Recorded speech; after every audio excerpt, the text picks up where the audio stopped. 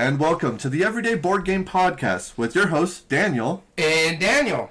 And we also have featuring a special guest today, another Daniel in the board game world, Daniel Solis. Welcome. Thanks for joining the podcast. Howdy. Thanks for having me. So, Daniel Solis, I don't know how we're going to do this. We're going to have to joke about it. Mr. Solis is a board game designer, designed quite a few, I would say personally innovative games in my opinion. I actually really am impressed by your, it's a very different design technique that we're going to go into more detail. But you're joining us for one of our board game breakdowns where we like to describe it as a walk through memory lane of your board game design. That's our goal. Okay. This is the first one we've done in quite a bit of time. Yep. Just because of a lot of moving and just That's right. work in general. Yeah, but you're on a big list of great game designers, and we are excited to have you on. So thanks for joining us.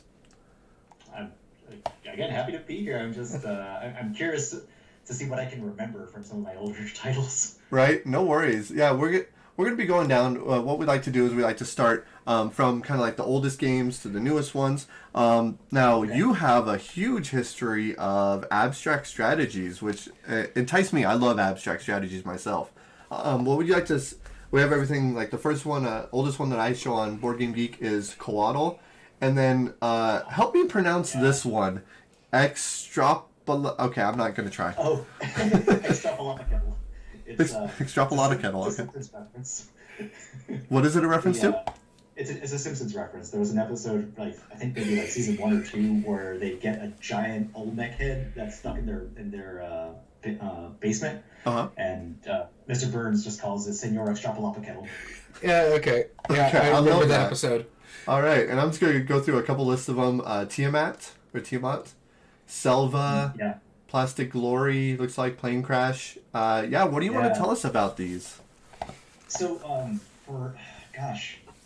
for a long time, I was in the role-playing game scene, and it took a significant amount of time for me to realize that I'm not really into role-playing games, because every time I designed one, I made it very systematic, very mechanical, and I always wanted to remove a GM and remove a lot of the more expressive elements, and I wanted to get very, very technical, and some folks around me were just said, you should probably just try designing board games, and I was like, oh yeah, that's a good idea. So I'm a big believer in this philosophy from this book called Art and Fear, or it's this old story where this pottery teacher was teaching a class and just told one half of the class to just make 10,000 pounds of clay, or 1,000 pounds of clay, or 100 pounds of clay. I forget the number. I think it's getting mixed up with a bunch of different stories, so call it 1,000 pounds. Okay. And then the other half of the class was told to just make one perfect pot or a vase, just something perfect.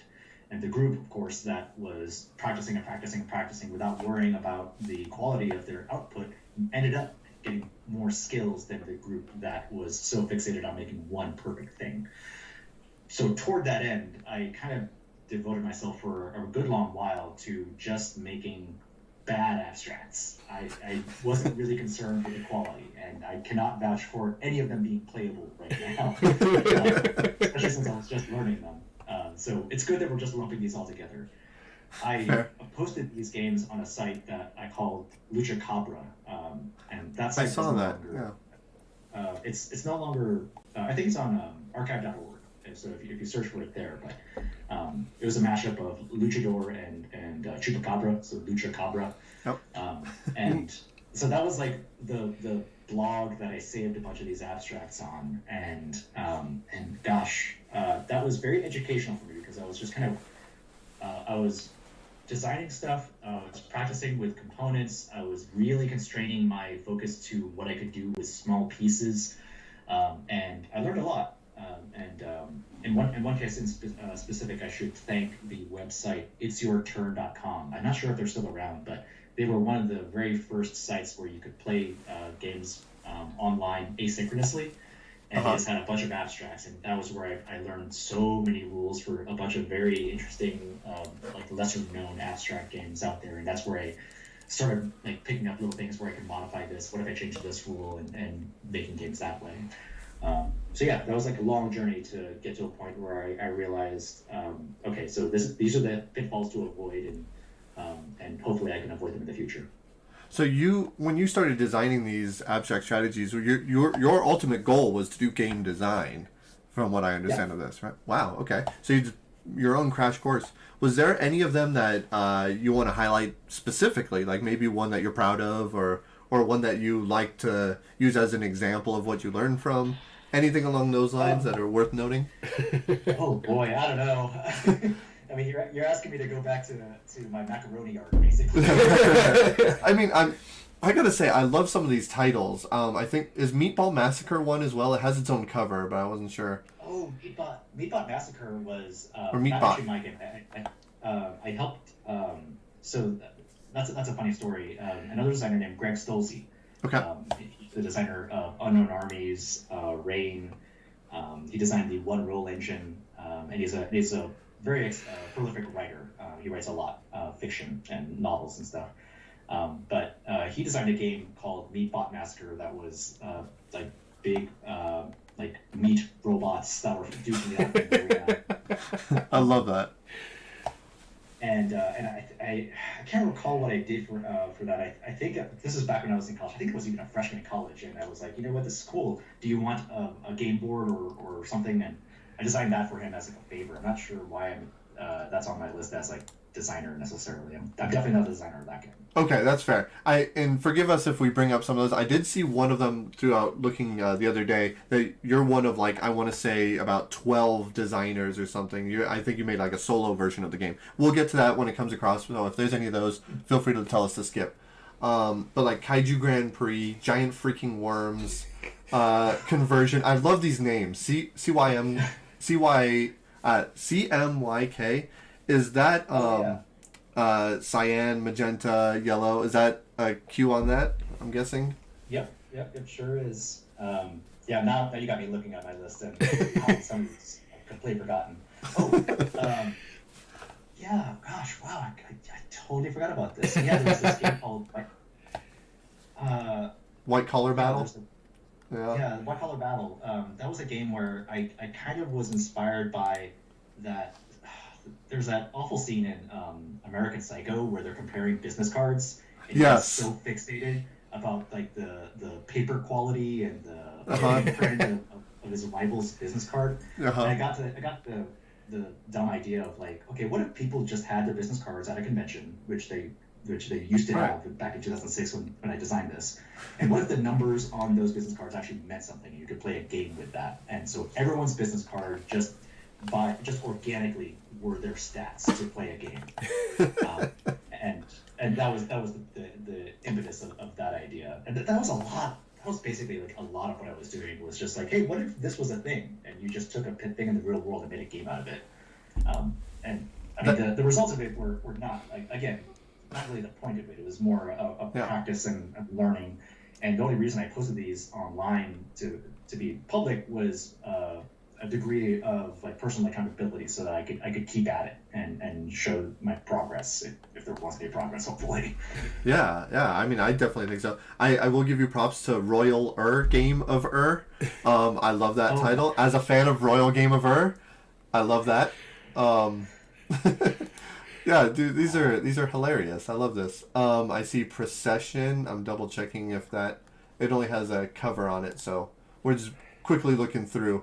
But you said that the first there was there was one game called Mirroring. I think so might be fun to talk about. Mirroring, yeah, it foreshadowed a lot of stuff that was going on later on. So if you notice the picture that's on the listing for Mirrorwing, each of the pieces is in the shape of the movement of a standard chess piece. I see. So the L shapes move like knights, Mm-hmm. the X's move like bishops, the plus signs move like rooks, and that there's a central piece that's basically a queen that moves like a queen. It has little pokey outfits on all of the sides. So the idea was that that would be a little reminder of how the piece moves, but those pieces could stack on top of each other, and then the one riding the other had some kind of effect on it where, as I recall, the bottom piece allowed movement, but the capturing was based on the writer. I can't remember the exact details of it. It was a weird idea, but that's the kind of thing where I started definitely getting more into the idea of the visual presentation of a game actually having a mechanical influence on it. Oh wow, yeah, and you know what? I already foreshadow one of the. I see one of the games coming up that we're going to be talking about. One of the first game that I personally played that was of your design, which we're going to be talking about here in a bit, Kodama. I kind of see that same element in it. Yeah. Yeah, definitely. That's cool. Mirrorwing is and I had not realized that those were chess movements, but that's actually a really cool way to do that, in my opinion. All right, so let's go first to your first design. I'm trying to find it on Board Game Geek. I see a couple of covers: Embargo, Pebble Rebel, Utara, Pip Pip. The first published one? Yeah, you said Velociraptor Cannibalism. That's an interesting name. On that. Yeah. I'm not a game designer on that. Gotcha. Some of these, I think some of these attributes or attributions come from back when Board Game Geek didn't have a credit for graphic designer, and sometimes. Oh, that's right. You were also graphic design. So yeah, real quick while I find Belle of the Ball, talk to us about your graphic design background. Oh gosh, so I went to school for graphic design, and that's where my first real job was in. For about 10 years, I was in the advertising business, and after that amount of time, I was just kind of. This is around when I got out of the ad business. Was right around the time that Facebook and a lot of like identity tracking was just getting big, and I was just getting icky vibes from the whole industry around that point. Sure. So I decided for a career change, and I went freelance, just being a freelance graphic designer, focusing on helping other people design their board games and card games. And so I was doing a lot of rule books, cards, boards, doing a lot of work for Evil Hat Productions. Okay. That's so that was like my first big break in terms of like board game layout. And after about a few years after say 3 or 4 years of freelancing, I got hired by Indie Boards and Cards, who were also the publishers of Kodama, to be the graphic designer for a lot of their stuff. I helped out with the redesign of Aeon's End, and I helped design a bunch of their smaller titles over the course of about 2 or 3 years.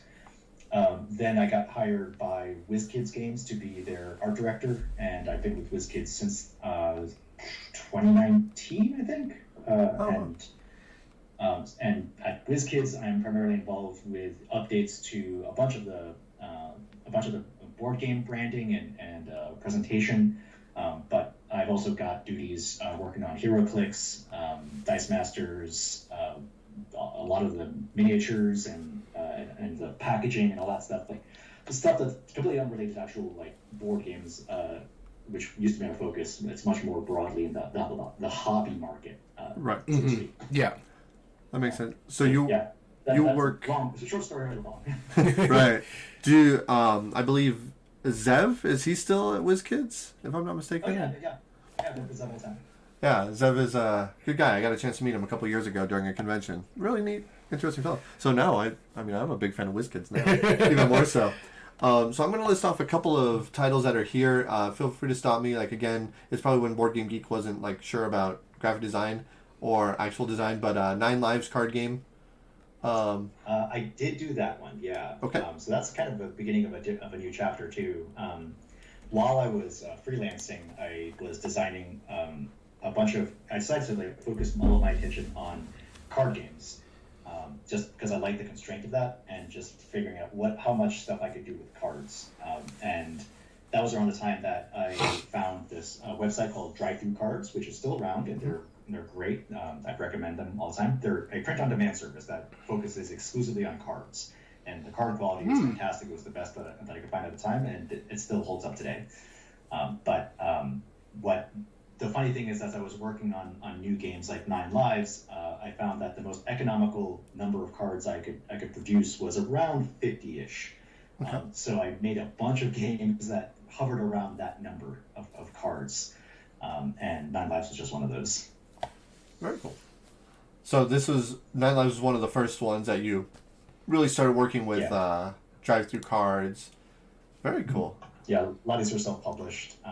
So Nine Lives, the idea was that you were trying to rescue cats from like the street, and in doing so, you're also trying to avoid getting scratched. So it was this trade-off. I found that in a lot of like set collection games, there was never a downside to just getting more cards, just hoovering up as many cards as you could. So I wanted some kind of deterrent, and thematically, I just like the idea that you're trying to capture all these cats and bring them home, but you're going to get scratched in the process, and you're just trying to get the least number of scratches as part of the gameplay. Awesome. Yeah, that's a yeah. I mean, you find a part that's not working in a game. Yeah, there's every set collection game that I know of. Like I gather as much as you can. Like Ticket to Ride, I have a hand of probably like 30 cards before I start playing anything. That's a good point. I also see suspense to card game and storyteller cards. Storyteller cards, I don't think I was involved with that. Yep. I think maybe I've just been a graphic designer, but suspense I definitely worked on. That was me.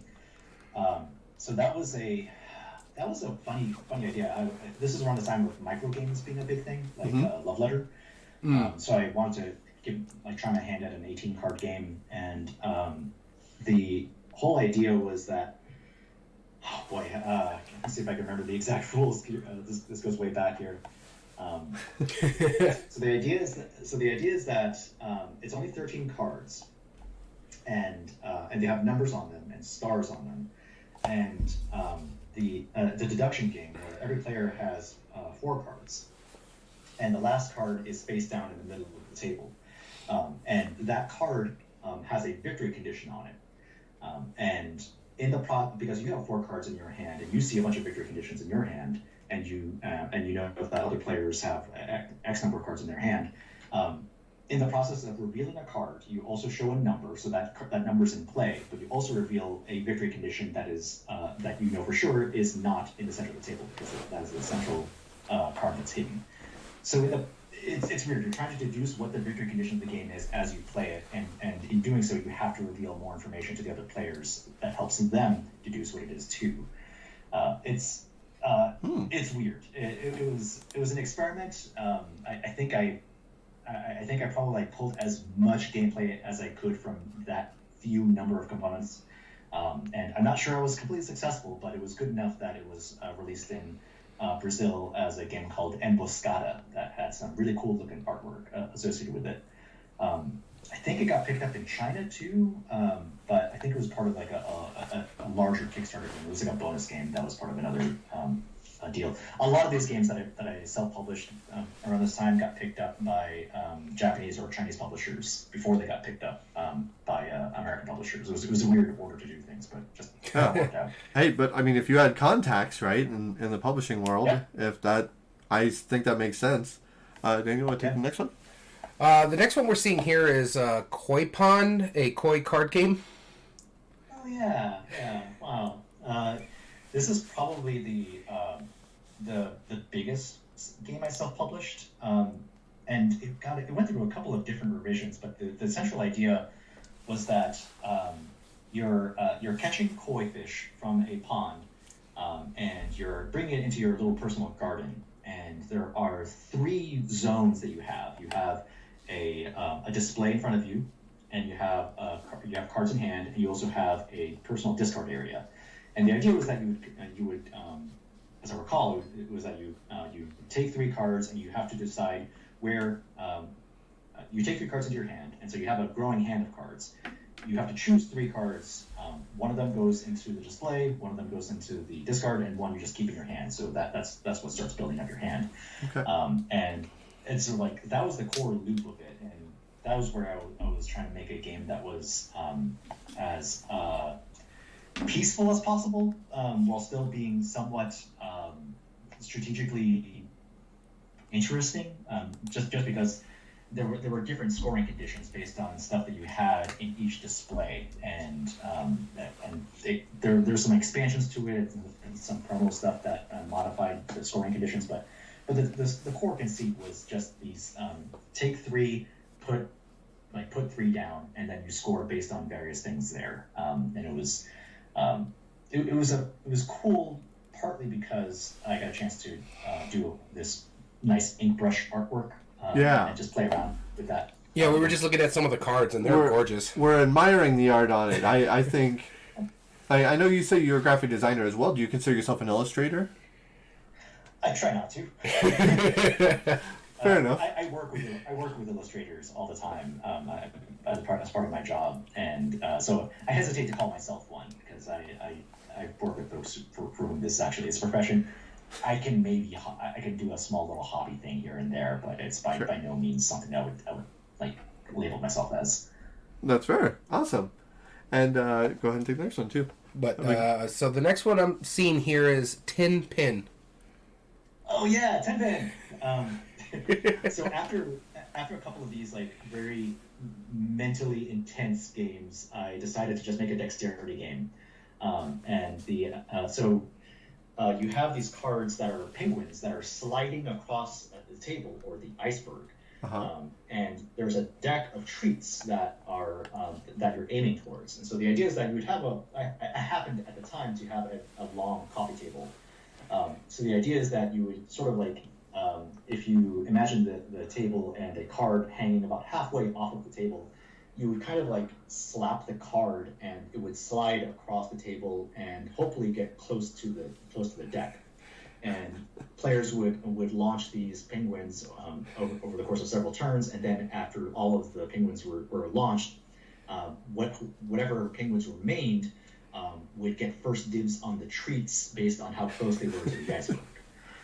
So that was it. Like that would, and I think there was different little like triangular scoring or different set collection things based on different trees, but it was very dead simple at that point. It was mainly a dexterity game. I was really looking for like something that would be appealing to us like a younger family crowd, and it was a lot of fun. I'm gonna have to find me a copy of this game. That sounds fun. Very cool. Yeah, no, I'm a sucker for ridiculous dexterity, and that's right up my alley, 100%. All right, the next one, excuse me, on our list is Solar Senate. Oh yeah. Gosh, yeah. Okay, now I'm struggling to remember some of these. Solar Senate, as I recall, I probably stretched the limits of what cards could do a little bit far on this one. I think this probably should have been just an abstract tile game or a board game. Because this game specifically called for you to fold up some cards in order to be like a movable piece on a grid of cards. And so, some players are just reluctant to damage their cards in that way. And of course, I allowed for just using pawns you happen to have around the house, but it often stretched a little bit far. I can't remember the exact gameplay, but more than anything, I think it was a lesson that I should probably just like work with what cards do best rather than try to make cards do things that they're not that great at. Right, yeah. I mean, I've only seen that work well, like in Rhino Hero, for example. But, I mean, those cards are not... I'd be hard-pressed to call those cards. They're bored. Yeah. At that point. Very cool. Regime is the next one on my list. Yeah, Regime. Oh, boy. And again, any of these that you want to skip, that's fine. I'm just going up the list. Yeah, I think Regime was this. What was I trying to do with Regime? Oh my god, I can't remember now. Honestly, this one can be skipped because there's another game that is being. I'm not sure if it's ever got published, but it was in active development where a group was working on this historical like American Revolution game that they were calling Regime, and they were like, "Hey, is it okay if we use that title? We really like the title." And I was like, "Yeah, sure. I'm not doing anything with this card game. Go ahead." I can't remember. Honestly, I just do not remember what I was doing with this game. No worries. How about Penny Farthing Catapult? This one I do know. Penny Farthing Catapult was my experiment in Newtonian physics, where the idea was that you had this catapult that was on wheels and didn't have any brakes. So when you launched something, it pushed you backwards the same distance with the same force that you launched your payload, I guess. Okay. And so the idea was that it would just be these cards in a circle where you're picking up stuff and then you're launching stuff, and the number that is on the card that you launched would move around away from you a certain distance, the distance being that number. Mm-hmm. But then your catapult would also move the opposite distance, that same number of spaces. And so with multiple players, you'd have multiple catapults moving around the course, ideally aiming at each other to hit each other's catapults, but also trying to position themselves into a position where they would get better ammo from around the board, because you're trying to pick up that stuff. But in order to do so, you have to get there. And that game eventually was redeveloped years later to become Junk Orbit, where we can get to that later on. But yeah, that was one of the games I made during this period that eventually got redeveloped into something new. Yeah, definitely. As soon as you started talking about that, I'm like, okay, let's see where this is going. I was like, yeah, it sounds a bit familiar. Monsoon Market is the next one we're seeing here. Yeah, Monsoon Market came out of my love for Jaipur. I just absolutely love the two-player game Jaipur. Yes. I just wanted to have something that was playable with more players, because I love Jaipur for two, but sometimes I want to play with a group of four. Yeah. So I tried to get some of that element of the central market to be workable with four players. It was a nice game, fairly straightforward, but that was eventually redeveloped into a game from Oni Press and Renegade Games called Space Battle Lunchtime, which you have a copy of. Yeah. Yeah, we'll be talking about that very soon. I just recently got a chance to play it. That's right. I didn't realize till now. It says re-implemented by Space. Awesome. All right, go ahead and take the next one as well. So the next one we're seeing is Light Rail. Yeah, Light Rail and Light Rail Downtown. These are basically like route building games, kind of like Metro or what's the San Francisco one? Cable Car? Yeah. Okay, yeah. Mm-hmm.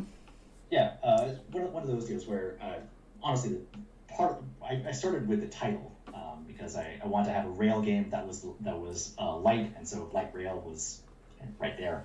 Right. But that was a game where, again, I should probably have tried to make this a tile game before I made it a card game. It works with cards, and I think I did my best with what cards do in this case. But the cards are just different arrangements of colored paths, somewhat resembling a subway map, very, very loosely. And the way you score points is just by having little mission cards. You play your little mission cards, and as long as you've achieved the conditions of that card that on the map, then you score points for that. That one was very, very simple, and it did get picked up by a publisher and slightly redeveloped. But unfortunately, that publisher was bought by another publisher before the game could be released. So their revision of it never became public. So I'm still looking for someone to pick this up, and maybe we can carry on some of the ideas that came out of that late stage development into a full proper game. But yeah, that was a nice one. I always liked how that one looked on Sable at the very least. Yeah, I'm a fan of like the very highlighty like neon colors and stuff. That was very pretty. The next one we're going to talk about probably very briefly because I see that it was re-implemented by probably one of your biggest names. That's Kiji. Yeah, Kigi. Kigi, sorry. It's a God, how to describe it? It looks like an ink brush painting of a tree, like a cherry blossom tree, and so you lay down cards in an organic fashion. It's not on a grid. All you have to do is when you lay down a card, that the branch on one card has to connect to the branch of the previous card. So it looks like a tree kind of growing and splitting off. This idea came from a James Ernest game. He's the creator of Cheap Ass Games from back in the day. He was a huge inspiration for me when I was doing my abstracts and then later when I was doing my card games. He had a game called Agora that was like as I recall, the theme was that he has these kind of like somewhat grim themes. That it would be this marketplace in ancient Greece that would occasionally burn down. and it would come back. But the cool gimmick of that game was that the cards could be played organically, and so you could lay them out however you wanted, and the negative spaces around cards mattered in that game. And I thought that was kind of like a cool idea. I wanted to do something with that core like mechanic with a different theme and different scoring and stuff. So that's where TP came from mainly. Very cool. All right, and now we are coming up to what you said was pretty much your first published. And this one is Belle of the Ball. Yeah, Belle of the Ball.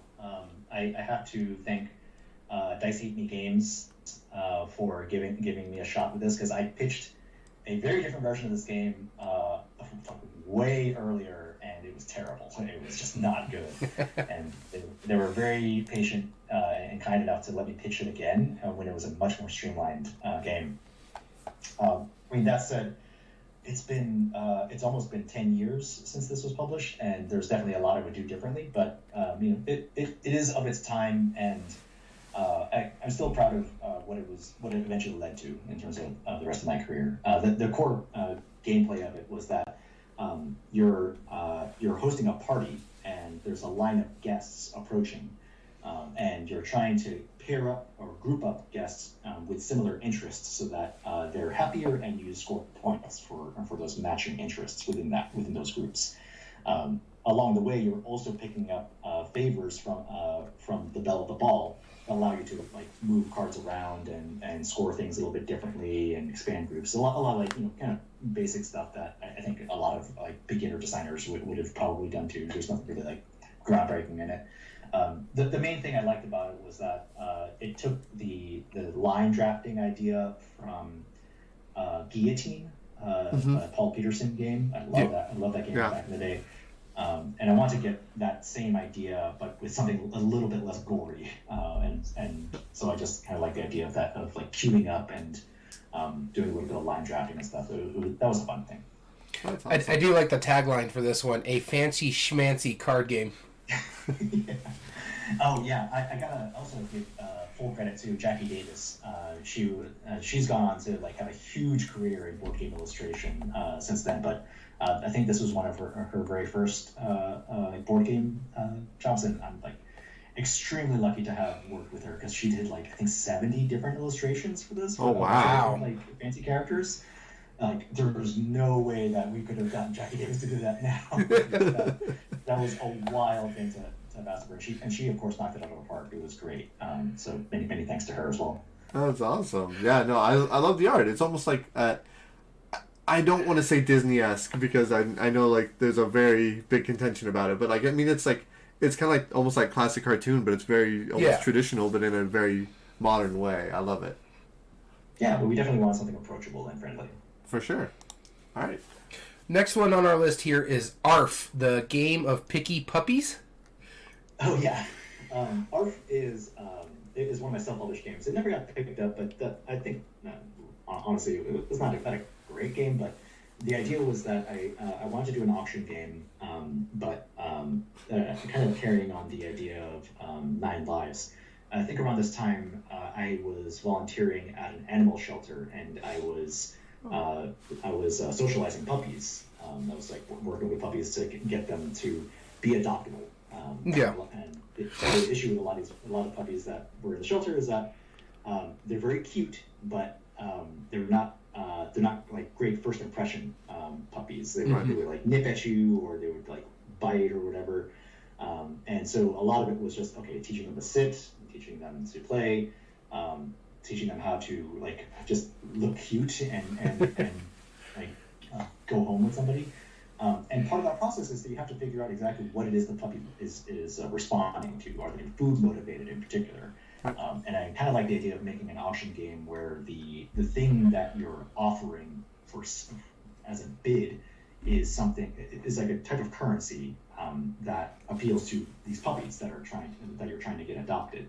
But they only respond to certain things. So some of them want food, some of them want cuddles. Some of them just want shelter, and that's all they're specifically looking for. Just want to feel safe. I think those are the 3 like things that you can offer to these puppies, and those puppies then come to you. But this is one of those experiments that I made where I wanted to put a lot of information onto each card. So all the puppies and all the bidding things are on the same card. So you have like cards represented different things depending on which area of the game they were in. I can't say that was like the best idea. It was just an experiment. Again, I was trying to limit a lot of my components to 50 cards, and sometimes that led to a little bit too much compression for like utility. But it was a fun experiment. Well, I mean, 2014, that multi-use cards weren't incredibly common around 2014, right? And I would definitely classify that as a multi-use card system. And now, you know, a lot of games have multi-use, and it's kind of like one of those big synonymous ones. Now this one, actually, I can't believe I didn't bring this one. A bunch of different versions of Trickster, which I know later got published. Yeah, Trickster was my first attempt. I think I've done this a couple of times now, where I wanted to make a system and release multiple decks of cards within that system that could be interchangeable with each other. And so the idea was that this is a game where it's a trick-taking game, but I didn't want to have ranks, so no numbers. And so the primary question is, how do you make a trick-taking game where there's no ranking at all? And the idea was that I lifted one idea from a game called Little Devils, where the lead player, you know the game? That's one of my favorite games. Devils, yeah. Oh yeah. So the idea is that so the lead player plays a card, just like in Little Devils. But the second player is the player that has all the power. In my game, I call that player the trickster, because when you play a card, you're putting out a color of card, and I can't remember exactly what the three conditions are. It's every card has a character on it, and every card has a color or a suit. And so the idea is that the first player plays a card. Second player, if they play the same suit or play the same character, or they played completely different, that set the pattern for what every other player has to play out of their hand. So if you played blue and then the trickster played blue, then everybody has to play a blue card from their hand. But if the trickster played the same character, like you played a bard, they played a bard, then every player has to play a bard out of their hand. If they played something completely different, then everybody has to play something different than what is already played. So not just different from what the last player played, but completely unique in the trick. And every character had a special power that would trigger as soon as you played it as well. And that would move cards around from different areas of the game and stuff. And it gets more complicated from there, but every deck, the idea was that every deck would give you a new cast of characters. And as a result, I could refine the experience of gameplay for each deck to be a little bit different from each other. So some of the decks were very take that. Some of the decks were much more like subtle and would change some scoring or some different interactions. And I ended up releasing 4 of these decks and on drive-through cards. And a few of these ended up getting picked up and redeveloped for Trickster Champions of Time that was released by Indie Boards and Cards. Yeah, very good. Yeah, no, I am a sucker for that kind of. I haven't shown you this, have I yet? Because I know I've told you about this. No, you haven't shown it to me I will fix that soon because I own this, and I stand corrected. That might have been the first one. I played that before Kodama even. All right, so the next one on our list here is The Princess Bride As You Wish. Yeah. Oh boy. This was actually funny. I never ended up releasing this. I never ended up self-publishing this.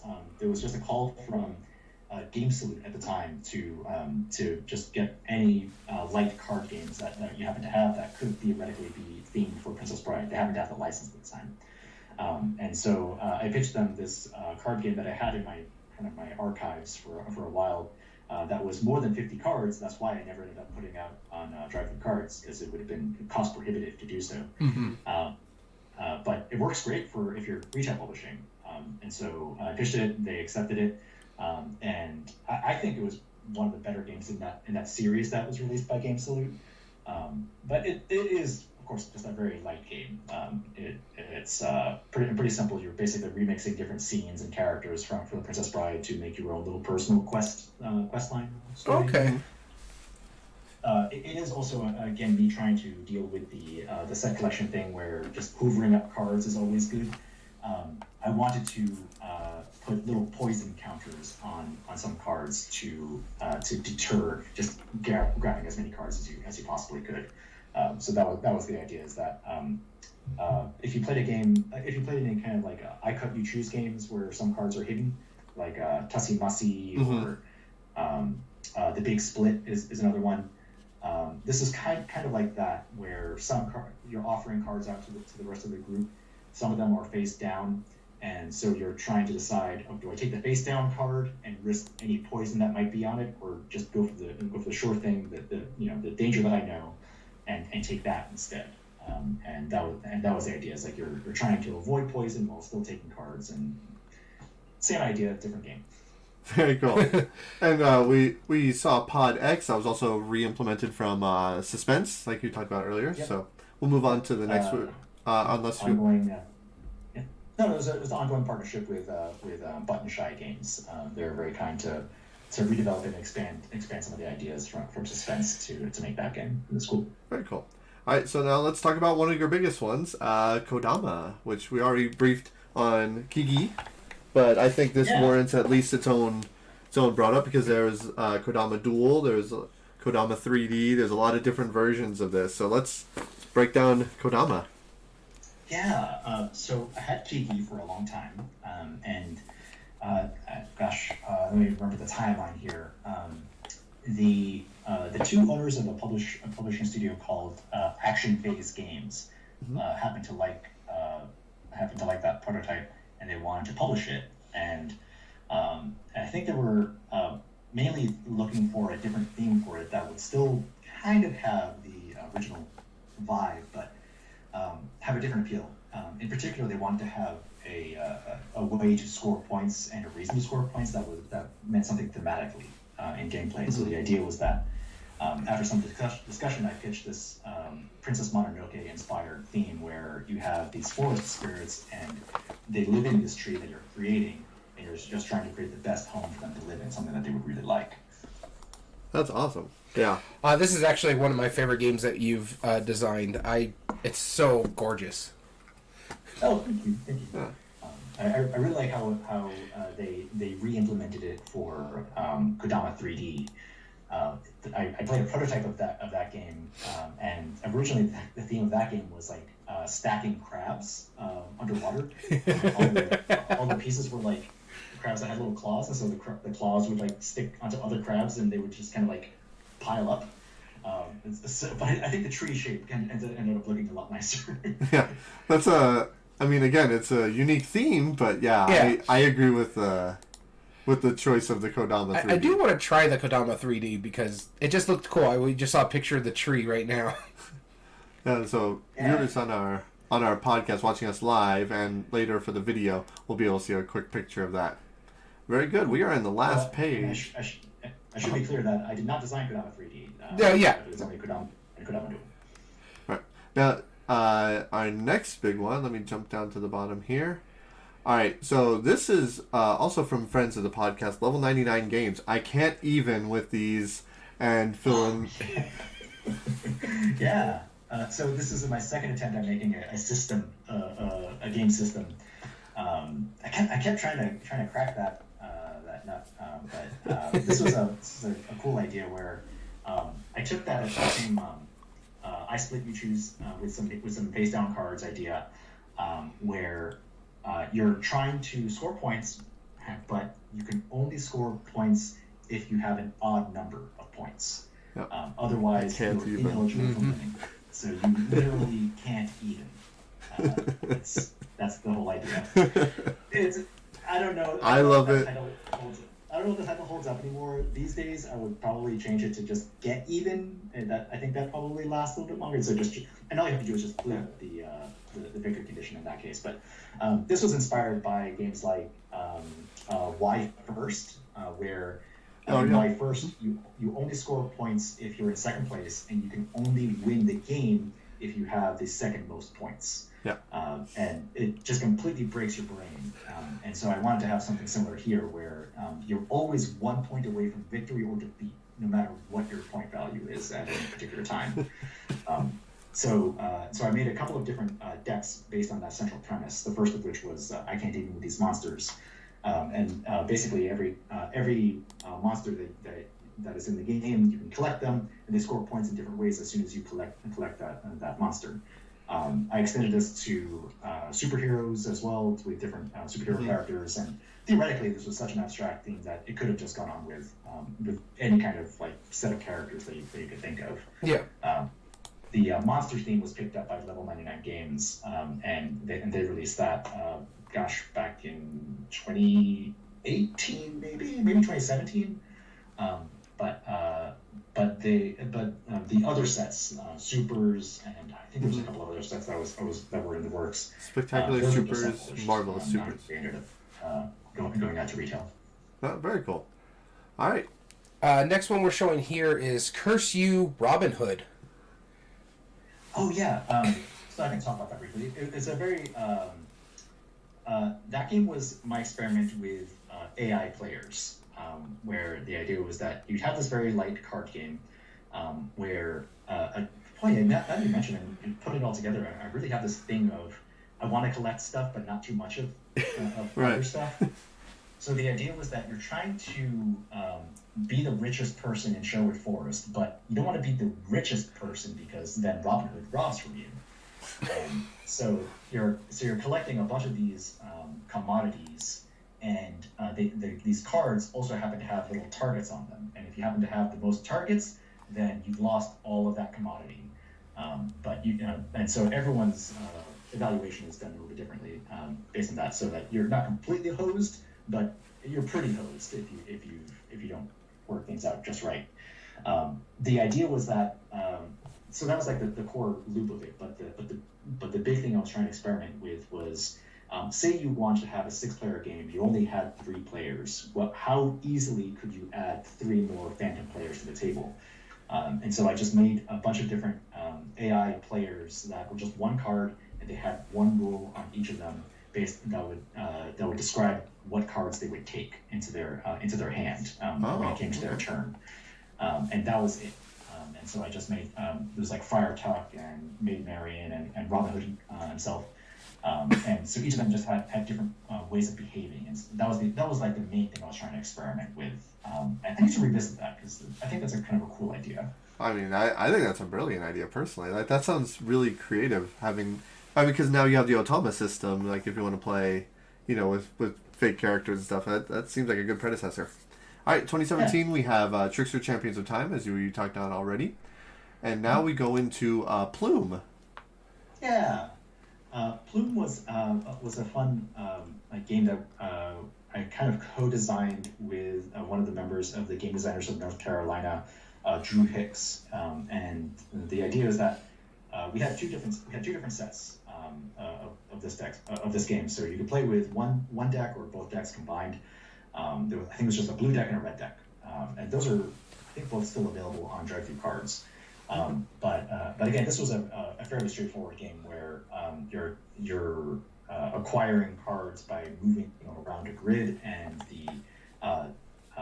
and that controls which cards you have available to the next player. Fairly straightforward and simple. Again, we were looking at something that was like very approachable for like family weight titles. Very cool. All right, and our computer is just running it slightly slow. Sorry about that. No worries. The next one we're showing is Pencil Park.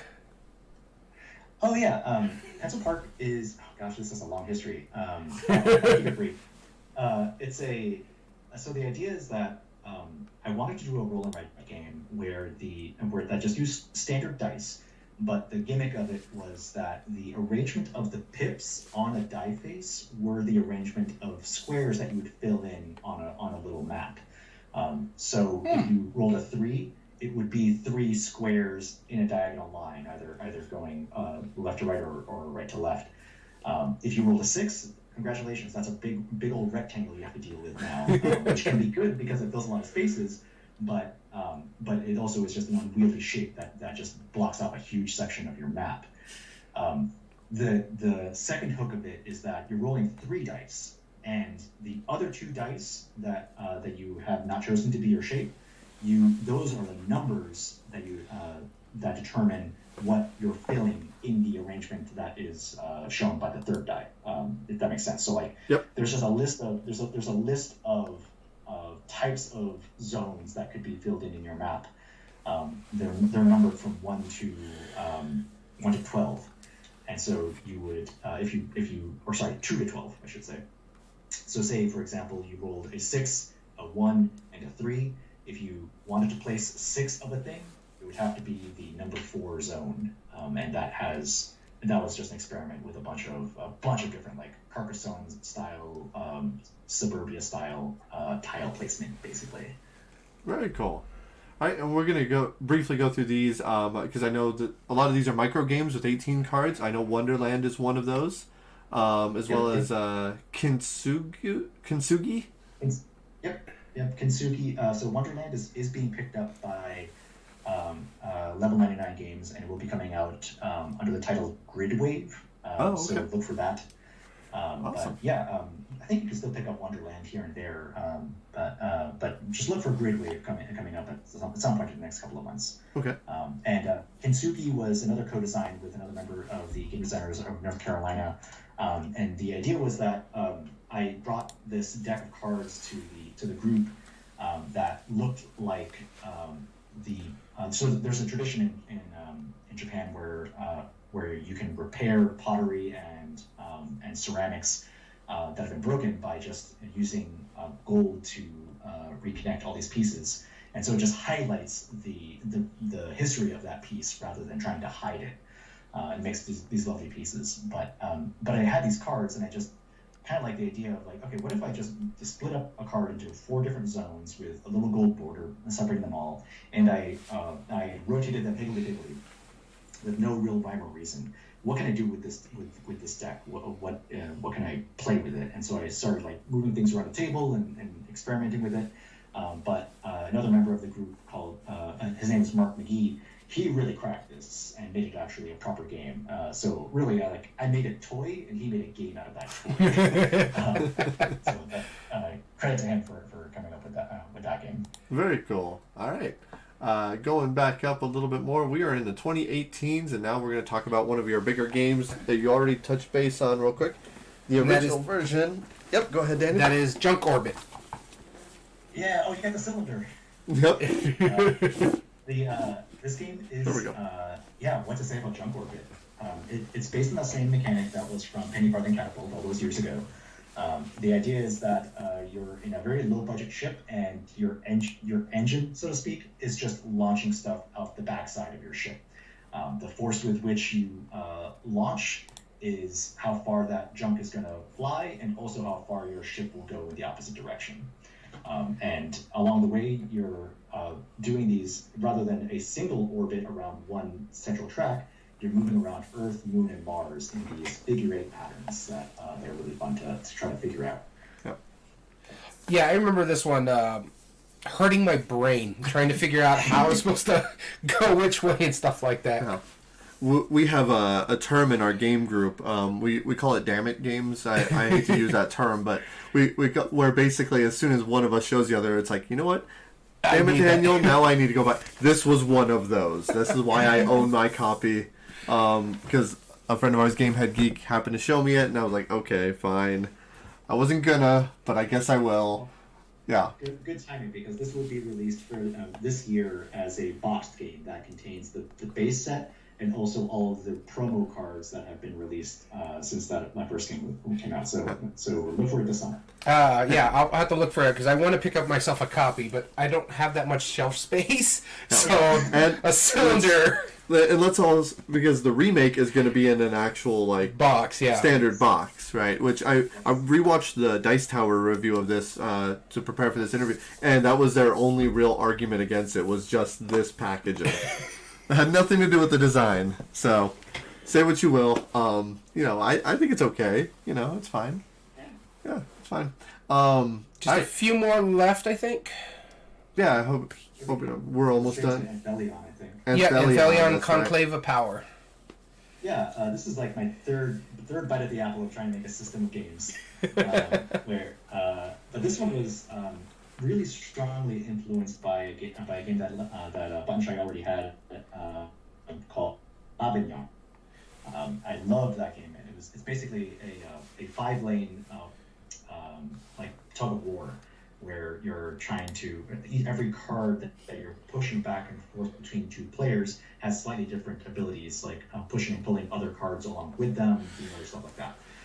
It's a great idea, and I wanted to expand on that idea with a bunch of different other like card types and stuff. So I talked to the original game designer and also to Button Shy Games with a bunch of ideas, and that was what ended up becoming Anthelion. And then after that, as part of the campaign, we also worked on a bunch of different little expansion packs that added different factions to the game, each with their own interesting abilities.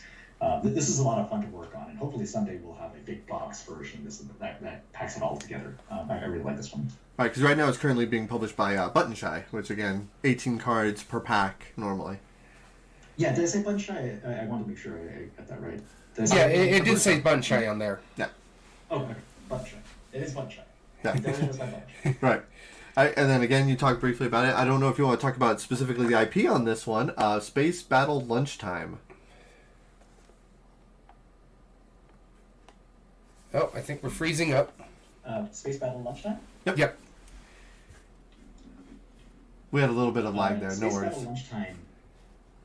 Oh, it's okay. Space Battle Lunchtime is a very fun comic book by Oni Press, and the idea is that there's a interstellar cooking competition with a bunch of different chefs from a bunch of different planets. And the main character, she gets abducted by aliens to compete in this cooking competition. And the issue is that, of course, she's a human. She has no idea what any of the alien ingredients are. So she's just kind of working by taste and doing her best. And that was the core conceit of the card game. What you're collecting is flavors, because you have no idea what these ingredients are. and you're trying to make these recipes that are just ridiculous stuff. And I had a lot of fun brainstorming a bunch of different alien recipes. I think it was like flavored solids and like all sorts of weird stuff. Yeah. You can pull up a couple of those. Yeah, I'll pull up just a couple really quick dish cards. Let's see here. We have kitchen nuggets. Not chicken nuggets. Kitchen nuggets. Yep. Strawberry adjacent leg. Anti-grav gelato. Orion's haunch. Yeah, just to name a few. I want people to go buy this game and really delve into it, because that was one of the. I didn't realize that going into it when I played it, and when I started reading those cards, I was cracking up pretty good. I should credit also the comic book is by Natalie Reeves, and she did all the illustration in the card game as well. So it was just a huge boon to have her illustrating all of these funny little like alien recipes. Oh yeah, I mean, was this an IP that you wanted to work with before, or and this happened, or did you know this going into it? Yeah, I loved the comic at the time, and Oni Press was looking for ways to make games out of their IP, and I showed Monsoon Market to Oni Press, and they're like, yeah, this fits, and so it took some redevelopment. We added a few new mechanics like judges. Mm-hmm. Because it's a cooking competition, you have to have judges. Of course. So the judges do things. There's a spatula that has a factor in where certain abilities occur. But aside from that, the core gameplay of Monster Market pretty much is still there, but just a little bit enhanced. Yeah, very good. I love it. Yeah, and I was very impressed by it, honestly. Now, we have two last titles on your Board Game Geek page. One is Vulture Capital. I don't see a picture. Yeah, I need to. That is way overdue. I need to actually put that out on Drive Through Cards. It's a small card game that I wanted to make to readapt the mechanics from the Princess Bride card game. Since I have the rights to that system reverted back to me since that card game is no longer in print, and I just wanted to put it out there as a free game. So Vulture Capital is basically the Princess Bride card game with a different theme. So that's I just need to get around to actually publishing it and putting it out there. Okay. And then the last one we're showing here is the Cube Area 51.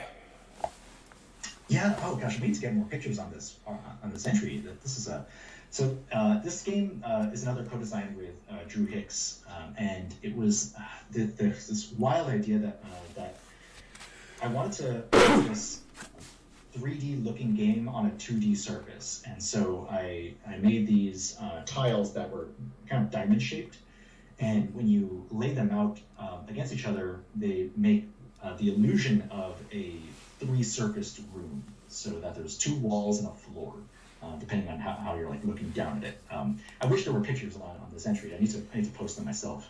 But that was where the idea started, and Drew Hicks and I went back and forth about different themes and different ways of presenting some information that could be on these tiles.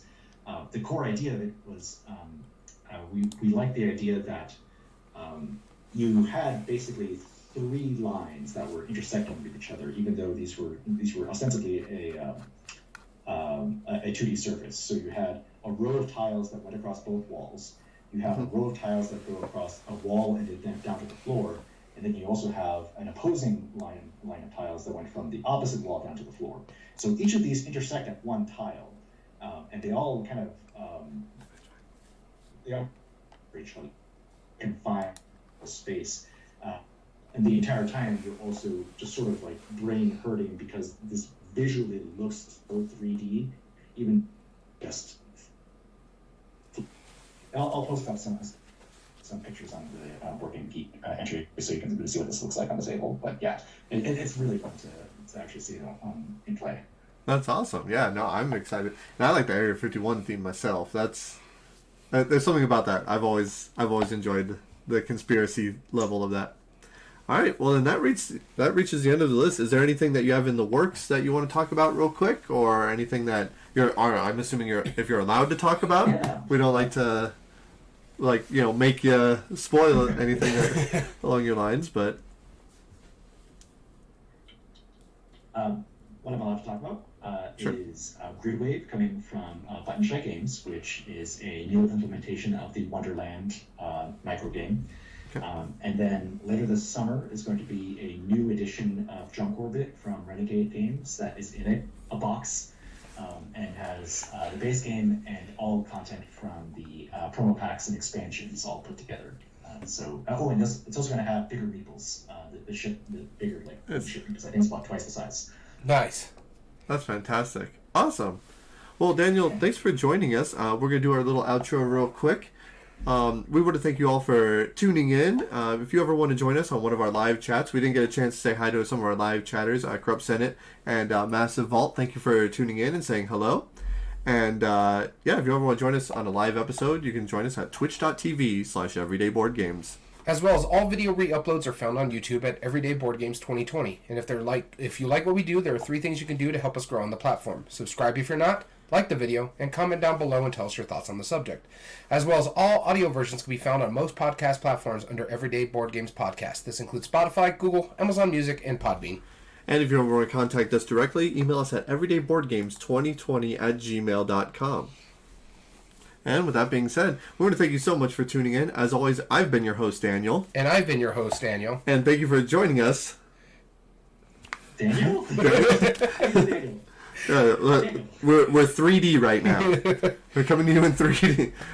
Daniel, hang around with us for just a couple minutes, and then we want to thank you so much for tuning in, and thank you for listening to Everyday Board Games. And remember, every day is a good day for board gaming.